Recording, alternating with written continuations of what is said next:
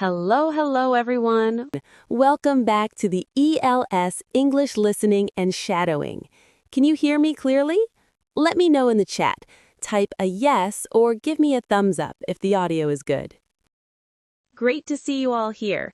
I'm Jess, and welcome to our special live shadowing practice. If you are new here, today we're going to train your mouth and your ears. We are going to go on a morning journey, starting from a quiet cup of coffee, walking through a busy market, and finally relaxing by the river. We will do this in 3 parts. Part 1, beginner level, short, easy sentences. Part 2, intermediate level, longer sentences with more details. Part 3, upper intermediate, a full, natural story. The rule is simple. Do not translate in your head. Just listen to my voice and repeat immediately. Are you ready? Type ready in the chat. Okay, let's take a deep breath and let's begin with part 1. The sun is up. The sky is bright. The air is cool. I wear a jacket. It keeps me warm. I open the door. I step outside. The grass is wet. I see a cat. The cat is orange. It sleeps on a wall. The cat wakes up. It looks at me. I say hello. The cat stretches. It goes back to sleep. I walk to the park. The park is quiet. I see a runner. He runs fast. He looks tired. I keep walking. I see a flower. The flower is pink. It smells sweet. A bee is flying. It lands on the flower. I feel thirsty. I see a cafe. I go inside. It smells like coffee. I buy a cup. The cup is hot. I hold it carefully. I take a sip. It tastes good. I feel awake. I find a seat. I watch the street. People are waking up. Cars start to move. The city is busy again. I feel ready. My day begins. Okay, good job, everyone. That was part 1. How was the speed? Was it too fast or just right? Let me check the comments. If you miss a word, just keep going. Don't stop. Now, let's make it a bit harder.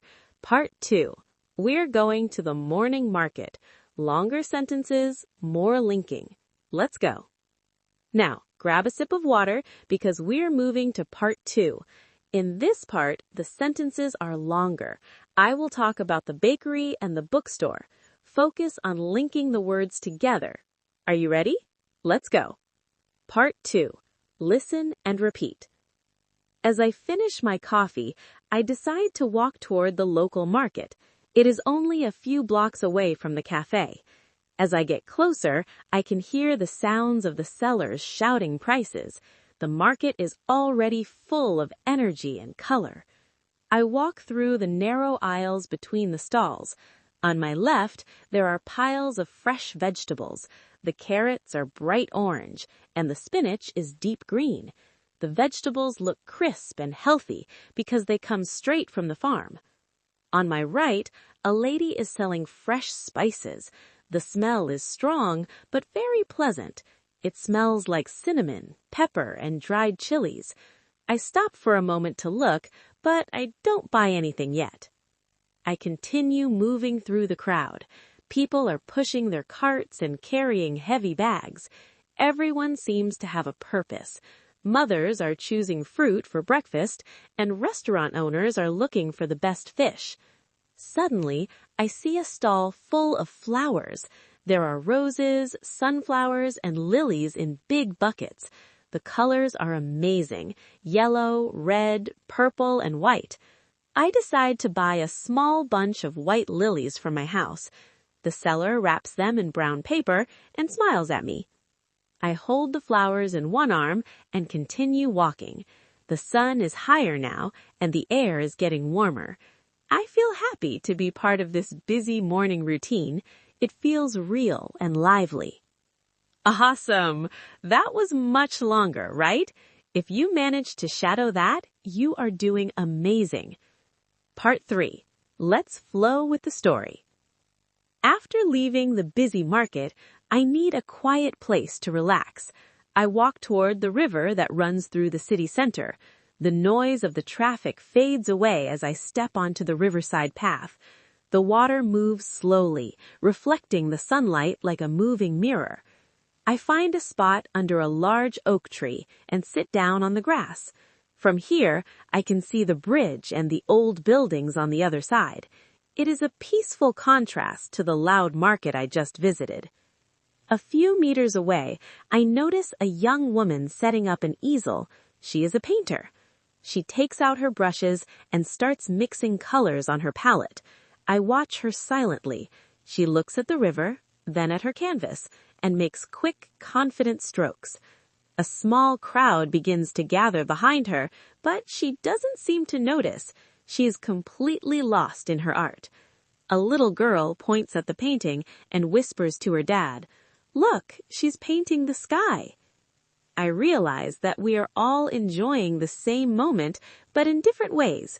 I am enjoying the view, the painter is capturing it, and the child is discovering it. The painter pauses and looks at us. She smiles shyly and wipes her hands on a cloth. "The light is perfect today," she says to the crowd. An older man nods and replies, "Yes, it's a beautiful morning." I stay there for another 10 minutes, just breathing in the fresh air and smelling the flowers I bought. Watching the water and the artist makes me feel calm. It reminds me that even in a busy city, we can always find a moment of peace if we look for it. Finally, I check my watch. It is time to go back to work. I stand up, brush the grass off my pants, and pick up my flowers. I walk back to the main road, feeling recharged and ready for the rest of the day. You did it! We did it! That was the end of the story. Give yourselves a round of applause in the chat. How did part 3 feel? It was more complex, right? We went from waking up with a cat to a busy spice market and finally relaxed by the river with a painter. Shadowing is powerful because it trains your muscle memory. If you felt tired, that's actually a good sign. It means your mouth muscles are working.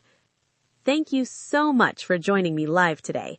Don't forget to like this stream if you want more practice like this, and subscribe so you don't miss our next walk. I'm Jess, and I'll see you in the next video. Keep listening, keep practicing, and keep believing in yourself. Bye!